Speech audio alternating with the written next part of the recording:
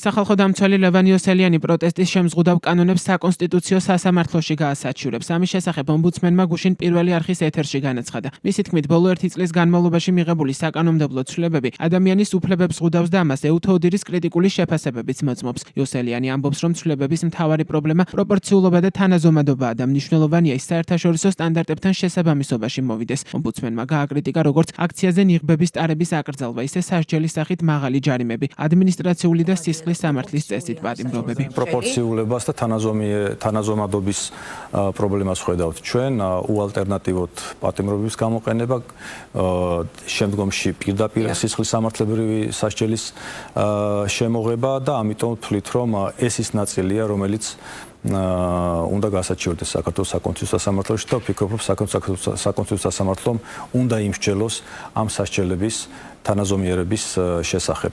მე იმედი მაქვს, რომ ეს ძალიან საინტერესო განხილვა იქნება და ჩვენ მაქსიმალურად ყველაფერს გავაკეთებთ იმისთვის, რომ ეს ცვლილებები მოვიდეს შესაბამისობაში იმ საერთაშორისო სტანდარტებთან, რაც დღეს არსებობს. ეს არჩელი სულ რამდენიმე დღეში დასრულდება მისი მომზადება და ვფიქრობ, რომ წელს თუ არა მომავალ წლის დასაწყისში წარდგენილი იქნება საქართველოს საკონსტიტუციო სასამართლოში.